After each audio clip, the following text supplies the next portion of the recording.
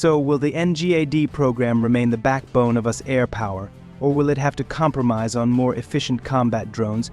Give your opinion in the comments column, and don't forget to like and subscribe for other interesting videos.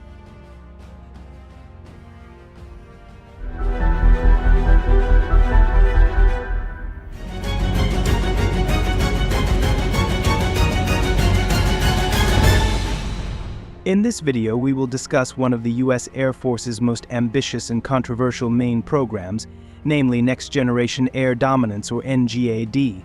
This program not only promised extraordinary combat capabilities, but also cost prohibitive amounts. Let's dig deeper. Next Generation Air Dominance (NGAD) is a major US Air Force program aimed at creating the next generation of air superiority fighters. Similar to the F-22 Raptor of the 90s, the NGAD aims to provide the USAF with unmatched combat capabilities for decades to come, facing threats from Russia and China. However, NGAD is not only about advanced technology, but also about very high costs. Secretary of the Air Force Franck Kendall Jr. revealed that the cost per aircraft could reach several $100 million. With only around 200 units planned, is this cost justified? How will this impact the US defense budget?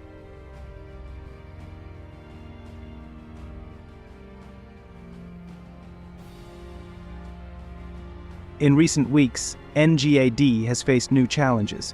The Chief of Staff of the US Air Force, General David Allvin, and SecOf, Franck Kendall Jr., stated that this program may have to compromise with the Air Force's urgent need for combat drones or loyal wingmen.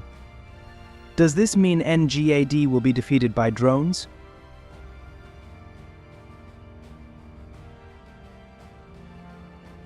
The USAF is already designing and producing combat drones that it hopes will escort its warplanes, opening up new opportunities in air warfare.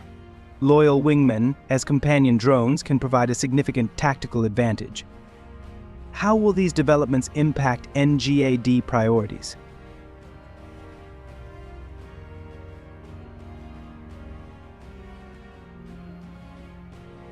Currently, NGAD is still running according to plan, both budgetally and operationally. However, with pressure to allocate resources to combat drones, will NGAD remain a top priority? Or will we see a shift in strategy towards cheaper and more flexible drone technology?